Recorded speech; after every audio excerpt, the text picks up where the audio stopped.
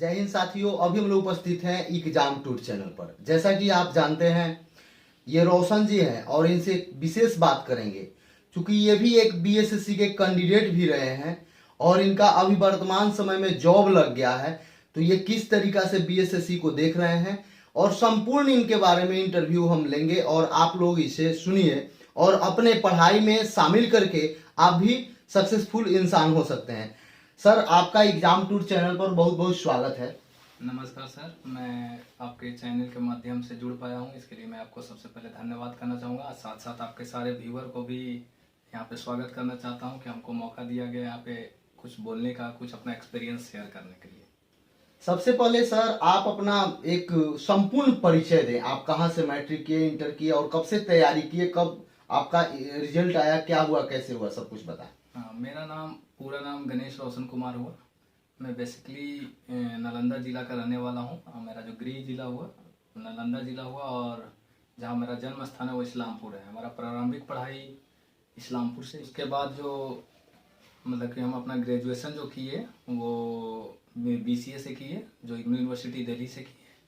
उसके बाद मैंने 2014 में एज ए ऑफिस असिस्टेंट उत्तर बिहार ग्रामीण बैंक में ज्वाइन किए और उसके बाद हम अपना मास्टर डिग्री भी कंप्लीट किए, एमसीए जो भी इग्नू से ही किए। इग्नू से किया जी सर। आप कब से आप जनरल कंपटीशन का तैयारी करना शुरू किए थे, कब से? हाँ, हम ये बताना चाहेंगे कि हमने 2012 में बैंकिंग का तैयारी शुरू किया और उसके बाद कुछ जैसे बिहार एसएससी का हो गया, उसके लिए भी तैयारी जारी रखा अपने आप को। और 2014 में हमने बिहार एसएससी का भी फॉर्म फिल किया था, लेकिन उसी समय हमारा ज्वाइनिंग हो गया था उत्तर बिहार ग्रामीण बैंक में और मैं अभी तक वहाँ पे कार्यरत हूँ। तो क्या आप बीएसएससी का इंटर लेवल का एग्जाम दिए थे, पीटी का? जी, हमने बीएससीसी का पीटी का एग्ज़ाम दिया और हमारा पीटी का रिजल्ट भी आया था, लेकिन फिर मैंने मेंस में जाके नहीं बैठा क्योंकि हम ऑलरेडी पहले से ही जॉब में थे और हम अपने जॉब से संतुष्ट थे, इसलिए हम वहाँ पे फिर मेंस नहीं देने गए, छोड़ दिया। और साथ साथ जो भी लोग जो ऑलरेडी जॉब में आ गए थे उनको भी प्रेरित किया, अगर आप उनसे अच्छे बेहतर जगह पे आ गए हैं तो अब क्यों वहाँ पे जाके किसी का सीट लेने का प्रयास करिएगा और उसको छोड़ देना ही बेहतर है, ताकि जो आगे लोग कंपटीटर लोग हों उनको मौका मिल सके। और इसीलिए हमने इस तरह से सारे लोग को बात को बताया और समझाया भी। देखिए, इनका नाम ही है गणेश रोशन जी और देखिए नाम का संपूर्ण चरितार्थ इनके स्वभाव में भी हो रहा है और इनका जो समझ बूझ है, देखिए कितना अच्छा है कि इनका भी बीएसएससी का रिजल्ट हुआ था, फिर भी ये एग्जाम देने नहीं गए क्योंकि ये ग्रामीण बैंक में कार्यरत हैं और लोगों को प्रेरित किए कि जिनका भी बीएसएससी यदि मेंस भी हुआ है तो वो अपना न जाए, क्योंकि जो जूनियर बच्चे हैं, जो कंपटीटर हैं और चूंकि बेरोजगारी का दौर है, तो ये बार बार समझाते हैं लोगों को कि आपका अगर कोई जॉब है तो दूसरे जॉब में जाकर उस सीट को न भले। सर, थोड़ा सा आप बताइए, जो बच्चे अभी वर्तमान समय में जो है बिहार में सबसे अधिक जो संख्या ज्यादा हो चुका है, यहाँ पे संख्या भी ज्यादा है यूथ का, सबसे ज्यादा अगर पूरे विश्व में देखा जाए तो भारत में जनसंख्या है युवाओं लोगों का, और भारत के संदर्भ में देखा जाए तो बिहार में सबसे अधिक यूथ लोग हैं।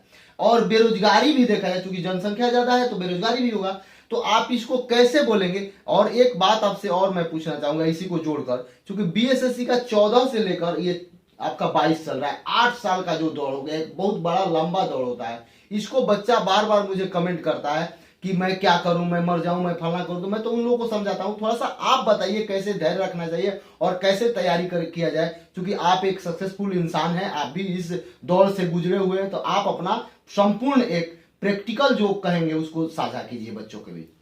मैं आपके व्यूअर को ये बताना चाहूँगा सबसे पहले कि सबसे पहले अगर आप कंपटीशन लाइन में आए हैं तो धैर्य बना के रखिए। यहाँ पे धैर्य बनाना बहुत ज़रूरी है। मानते हैं कि 2014 से 2022 हो गया लेकिन अभी तक फाइनल रिजल्ट नहीं आया है, ये एक बहुत ही मतलब कि पेशेंस से बाहर वाली चीज़ है, लेकिन फिर भी अब इसमें क्या कर सकते हैं, ये मैनेजमेंट का डिसीजन है कि कितना समय लगेगा, नहीं होगा, बीच में क्या परेशानी आई उन लोग के साथ, तो उसमें हम लोग को जाना नहीं है। लोग का रिजल्ट आया हुआ है तो आप कृपया करके इसमें धैर्य बनाए रखें और मूल मंत्र यही है कि अपने लक्ष्य के प्रति एकदम अग्रसर रहें और मेहनत करते रहें। एकदम सफलता आपको 100% मिलेगी, थोड़ा लेट होगा लेकिन इसके लिए एकदम बिल्कुल आप निश्चिंत रहिए, एकदम धैर्य बना के रहिए। कोई भी गलत काम उठाने का कोई ज़रूरत नहीं है।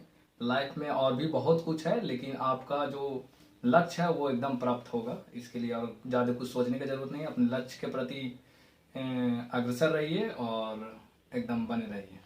सर आपका तो बैंकिंग में ज्वाइनिंग हुआ है, लेकिन आप तो तैयारी सबका किए हैं, चूंकि आपका बीएसएससी में भी रिजल्ट रहा है, यानी जीएस मैथ्स जी, जी। सब आपका तगड़ा हुआ। तो आप एक ओवरऑल जो व्यूअर हैं उनको बताइए कि ये वो बैंक का तैयारी कर रहे हैं तो कैसे करें, जी, जी। यदि जीएस पढ़ते हैं तो कैसे पढ़ें, या एसएससी का तैयारी करते हैं, तो सब आप थोड़ा सा बताइए, क्योंकि आप सभी एग्जाम का तैयारी किए हैं, जी, मुझे जी। जैसा लग रहा है। मैं बताना चाहूँगा कि इसके पहले साथ ही साथ 2014 में मेरा एक और रिजल्ट आया था टकसाल का, कोलकाता टकसाल का, जिसमें 5 सीट था ओबीसी का ऑल ओवर इंडिया में। उसमें भी मेरा रिजल्ट आया हुआ था, लेकिन कुछ हमारा पर्सनल रीजन था कि हम बिहार को ही चुनना पसंद किए और बिहार में ही ज्वाइन किए। तो इसमें ये है कि जो आपका बेसिक चीज़ है, सबसे पहले आप बेसिक चीज़ को पकड़ के चलिए। जो आप तैयारी कर रहे हैं जिस क्षेत्र में, मान लिया आप एसएससी का तैयारी कर रहे हैं, बिहार एसएससी कर रहे हैं या बैंकिंग कर रहे हैं, तो बेसिक चीज को समझना बहुत जरूरी है। जब तक आप बेसिक पता नहीं होगा, कंसिस्टेंसी मतलब हमेशा एकदम लगातार रूप से आपको लगा रहना है, कहीं पर रुकना नहीं है। जो आपका रूटीन है उसको फॉलो करना है। जैसे कि आपने रूटीन बनाया कि हमको एक सेट देना है, उसको कंटिन्यू रखना है। किसी अगर बहुत ज्यादा कोई वैसा प्रॉब्लम आ गया या बीच में कोई परेशान, तो उसको छोड़ सकते हैं, लेकिन एक जो होता है रूटीन वे में चलना है। और अगर आप जनरल की तैयारी कर रहे हैं, जनरल बैंकिंग में मान लिया कि बैंक का भी तैयारी अब इसमें आ रहा है, तो आप उसके लिए आपका जैसे रीजनिंग हो गया, मैथ हो गया, जनरल अवेयरनेस हो गया, इसको आपको डेली बेसिस पर देखना होगा, तभी आप मजबूत हो पाइएगा। और अगर हम बात करें एसएससी जो जनरल लेवल में आते हैं बिहार एसएससी में, तो उसमें आपको जीके एकदम मजबूत होना चाहिए। उसमें हालांकि मैथ का जो पोर्शन है ये सब है थोड़ा इजी रहता है, बजाते जीके का अगर आपका बेस मजबूत है, अगर आप लगातार भी डेली पढ़ रहे हैं, सब्जेक्ट को समझ रहे हैं, तो आपके लिए बहुत आसान हो जाएगा। इसके लिए फिर आपको ज्यादा सोचने की जरूरत नहीं है। सर थोड़ा सा आप जिस तरीका से किए थे, क्योंकि आप ऐसा नहीं है कि केवल बैंक में रिजल्ट दिया, आप सब में रिजल्ट देते, तो आप कैसे संतुलित करके किए हैं वो आप बताइए, एकदम पॉइंट से बताइएगा, जैसे आप किए हैं हूबहू बच्चों को समझाइए। देखिए, सबसे पहले अगर हम बैंक की बात छोड़ दें, हम जनरल कंपटीशन की बात करें, बिहार एसएससी हो गया, तो उसके लिए आपको पहले सब्जेक्ट डिसाइड करना होगा। पहले तो आप सबसे पहले ये देखिए कि उसका सिलेबस क्या है। सिलेबस में पॉलिटिकल साइंस हो गया, हिस्ट्री हो गया, ज्योग्राफी हो गया, उसको आप एक सिस्टम से ले चलिए कि हमको 1 घंटा ये इसमें समय देना है, पॉलिटिकल पढ़ना है, 1 घंटा हमको हिस्ट्री। और ज्यादा आपको पढ़ के ये नहीं कि आपको महात्मा बनना, आपको बस एग्जाम क्रैक करना। एग्जाम क्रैक करने के लिए हमको कौन कौन सा पोर्शन पढ़ना है, वो पढ़ के आपको स्मार्ट तरीके से निकल जाना है। ज्यादा घुसने की जरूरत नहीं है, स्मार्ट वे में पढ़िए। और क्योंकि समय कम है आपके पास और लड़के लोग कंपटीशन ज्यादा है, तो आपको स्मार्ट तरीके से सब चीज को देखना पड़ेगा और आगे तैयारी करना पड़ेगा। आप अभी कहाँ पे पोस्टिंग है? हमारी पोस्टिंग अभी उत्तर बिहार ग्रामीण बैंक गोपालगंज में बिशुनपुरा शाखा में हम एज ऑफिस असिस्टेंट के रूप में कार्यरत हैं। और अभी हमारा हाल ही में अभी इंटरव्यू भी होने वाला है स्केल 1 के लिए, ऑफिसर के लिए। तो रिटन एग्जाम हो गई है और आगे हमारा देखिए क्या होता है, भगवान जाने। देखिए अभी भी ये लोग, इनका जॉब तो हो चुका है, फिर भी प्रमोशन के लिए ये लोग पढ़ते हैं। तो इसलिए रोशन जी को हम आप लोगों के समक्ष लाए कि ऐसा नहीं है कि ये पढ़ाई छोड़ चुके हैं, अब प्रमोशन के लिए पढ़ते हैं। तो इनसे भी आप लोगों को सीख लेना चाहिए। जो भी विद्यार्थी यदि जॉब में है, वह चाहते हैं कि आगे की तैयारी करें, तो इनसे सीख लीजिए और इनके सीख को आप अपने पढ़ाई में, अपने तैयारी में शामिल कीजिए और आगे बढ़िए। एक मैं आपसे और रिक्वेस्ट करूंगा कि एग्जाम टूर जो चैनल है, इसमें यदि आप चाहते हैं कि इसको सब्सक्राइब करें, थोड़ा सा लाइक करें, लोगों में शेयर करें, तो आप कर सकते हैं। दूसरा बात है, यदि अनअकैडमी में आप जाते हैं, कोई सब्सक्रिप्शन लेते हैं या किसी भी प्रकार का कोर्स का परचेज करते हैं, तो वहां पर भी आप एग्जाम टूर 10 डालिएगा, तो आपको 20% तक की छूट मिल जाएगी। जो भी स्टूडेंट से जुड़ा हुआ मुद्दा होता है, वह एग्जाम टूर चैनल आप लोगों के साथ रहता है, आप सबके लिए काम करता है। इसलिए थोड़ा सा आप लोग का भी कर्तव्य बनता है, आप लोग भी इसे शेयर करें और सब्सक्राइब करें। सर अब आप बताइए, यदि जो विद्यार्थी लग रहा है कि उनको अब नहीं होगा, अब इसे करें, तो उनको क्या करना चाहिए? एक बार 2 बार दे रहे हैं, पीटी हो जा रहा है, लेकिन बार बार कुछ पॉइंट से छट जा रहा है, उनको कैसे देखना चाहिए, कैसे करना चाहिए? मैं इसमें ये बात बोलना चाहता हूँ कि अगर आप थोड़े थोड़े चीज से छूट रहे हैं, मान लिया कि 0.2 नंबर से, 3 नंबर से, 4 नंबर से, यानी कि आप एकदम कंपटीशन में आ गए हैं, यानी कि अब आपको कोई रोक नहीं सकता। इसमें यही वो समय है कि या तो क्रैक कर देना या तो फिर बैक चल जाना। तो ये जो आपका समय है, ये बहुत क्रूशियल, बहुत इंपॉर्टेंट समय है, इसको छोड़ना नहीं है, एकदम लगे रहना है, किसी भी हाल में नहीं छोड़ना। और जब तक कि तोड़ेंगे नहीं, छोड़ेंगे नहीं, ये वाला अपना ये वाक्य अपने दिमाग में बैठा लीजिए और एकदम बने रहना है, कहीं कुछ सोचने की जरूरत नहीं है। जब तक मेहनत कीजिएगा नहीं, फल मिलेगा नहीं। यही हम बात बोलना चाहेंगे सारे आपके जो व्यूअर हैं, जो भी यहाँ पे आपको चैनल के माध्यम से जुड़ पाते हैं, उन सारे लोग को मैं बस यही बताना चाहता हूँ कि एकदम लगे रहिए, मेहनत करते रहिए, बिना मेहनत के कुछ हासिल होने वाला नहीं। चलिए एक बात और पूछेंगे, चूंकि ये जॉब में भी है, अभी तैयारी भी कर रहे हैं, तो जो विद्यार्थी जॉब में है आप कैसे मैनेज करते हैं? क्योंकि बैंकिंग सेक्टर को बोला जाता है कि सुबह से लेकर शाम तक एक टेंशन भरा जॉब है, जो देखा जाता है, सब लोग बोलते हैं, ऐसे नहीं कि मैं बोल रहा हूँ, जॉब सबको लगे, सब लोग बैंक में जाना चाहते हैं, लेकिन जब जाते हैं तो बोलते हैं बहुत मेहनत है। अदर जॉब की अपेक्षा इसमें थोड़ा सा मानसिक तनाव बहुत रहता है, क्या ये बात सही है? जी देखिए, आपका कहना बिल्कुल सही है कि बैंक एक पब्लिक सेक्टर बैंक है, जहाँ पे आपको पब्लिक के मुद्दे को डेली समझना है। डेली आपको वहाँ पे प्रॉब्लम आएंगे, उसके बाद आपके सरकार के हर एक योजना को वहाँ पे सक्सेसफुल करना रहता है, इसका प्रेशर, हर एक नया चीज से आपको इन्वॉल्वमेंट होना, हर एक नए कस्टमर को डील करना, तो प्रेशर तो रहता है। लेकिन उस प्रेशर को भी हैंडल करने के लिए आपके पास वो हुनर होना चाहिए जो हर एक बैंकर्स में होते हैं। और उसके बाद रही बात समय निकालने के लिए, तो समय निकालने के लिए आपको टाइम को मैनेज करना होगा कि आपको इतना समय हमको पढ़ाई के लिए देना है तो देना है। ये नहीं कि फालतू में हम मोबाइल चला रहे हैं, दोस्त के साथ गप्पे कर रहे हैं, वो ऐसे काम नहीं चलेगा, फिर वो आप टाइम पास कर रहे हैं। इसके लिए आपको कुछ सिस्टमेटिक आपके पास टाइम टेबल होना चाहिए कि हमको सुबह में, मान लिया हम सुबह में 6 बजे उठते हैं तो 6 से 8 तक हम पढ़ सकते हैं।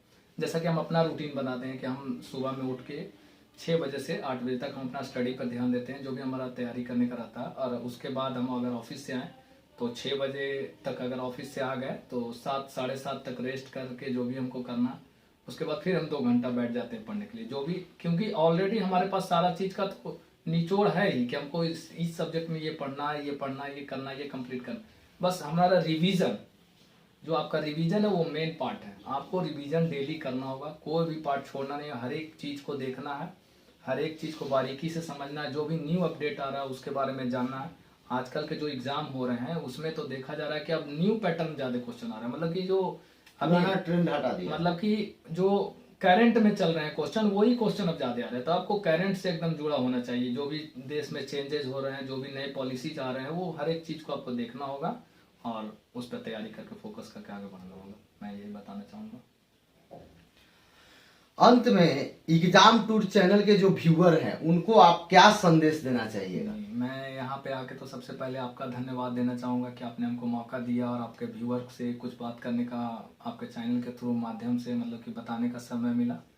और मैं ये बताना चाहूँगा कि जो भी कंपटीटर लोग हैं, जो भी तैयारी कर रहे हैं अपने भविष्य के लिए, मतलब अपने फ्यूचर के लिए, तो मैं बस एक ही मूल मंत्र है इसका कि मेहनत करिए और रेगुलर करिए, उसको डेली बेस में करिए। और सबसे पहले कि आपको एक रूटीन होना चाहिए, जब तक आपका रूटीन नहीं रहेगा उसको स्ट्रिक्टली फॉलो करिए।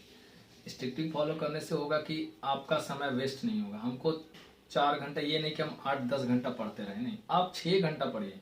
एक टेस्ट जरूर लगा, जिस चीज का आप तैयारी करें उसका एक सेट जरूर मारिए, जो आपका सब्जेक्ट है उस पर पकड़ बनाइए और रिवीजन करिए। मैं यही बोलना चाहूंगा कि ये चीज करिए, आपको सफलता एकदम हाथ में है, कोई नहीं रोकने वाला आपको।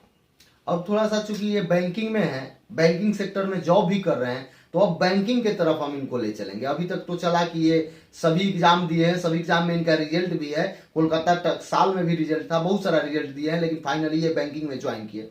तो आप बताइए, जब पीटी हो जाता है, मेंस हो जाता है, आप लोग का जब फाइनल इंटरव्यू वगैरह, उसके बाद क्या क्या प्रक्रिया होता है? थोड़ा सा बहुत जो बैंक में जाना चाहते हैं वही सब जानना चाहते हैं, तो सब प्रक्रिया आप बताइए। अभी अभी जैसा कि चल रहा है, अभी सारे बैंक का एग्जाम का लगभग हो ही चुका है, अब इंटरव्यू का दौर चल रहा है, चाहे वो SBI हो, IBPS PO हो, ग्रामीण बैंक हो।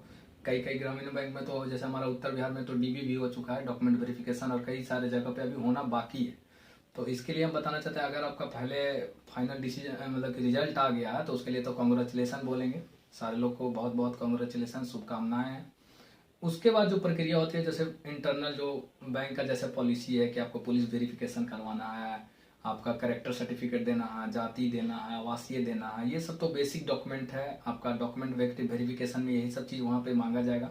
वो पहले से ही आपको चेकलिस्ट दे दिया जाएगा कि इतना डॉक्यूमेंट आपको कंप्लीट करके लाना है और इसको यहाँ पे डॉक्यूमेंट वेरिफिकेशन में सबमिट करना। उसके बाद आपको कुछ दिन का समय मिलेगा, डॉक्यूमेंट वेरिफिकेशन होने के बाद हो सकता है कोई कोई बैंक में 2 महीना भी समय देता है, कोई 3 महीना देता है, कोई 1 ही महीना में ज्वाइनिंग कराने के बाद देता है? नहीं ज्वाइनिंग ये जैसे ही आपका रिजल्ट आ गया, रिजल्ट आने के 1 महीने के अंदर या 1.5 महीने के अंदर आपका डॉक्यूमेंट वेरिफिकेशन होगा उसके हेड ऑफिस में, या फिर आपका जहाँ पोस्टिंग हुआ वहाँ पे आपका डॉक्यूमेंट वेरिफिकेशन होने के बाद, फिर डॉक्यूमेंट वेरिफिकेशन होने के बाद आपको कुछ दिन का समय दिया जाएगा कि अब हम इसके बाद जो प्रक्रिया फाइनल प्रक्रिया ज्वाइनिंग, वो ज्वाइनिंग आपके उस रीजनल ऑफिस में करवा ले या फिर हेड ऑफिस में करा के फिर आपको ब्रांच अलॉट कर दिया जाएगा। इस तरह से हमारे, और जैसा कि अभी चल रहा है सारे बैंक, मतलब कि लगभग सारे बैंक का ये सेम प्रोसेस, हाँ सेम प्रोसेस है, और सारे बैंक का इंटरव्यू का दौर आने वाला है, जो मतलब कि अभी अभी रिसेंट में आने वाला सबसे पहले जो है ग्रामीण बैंक का इंटरव्यू अब स्टार्ट होने वाला है क्योंकि उसका रिजल्ट हो चुका है। उसके बाद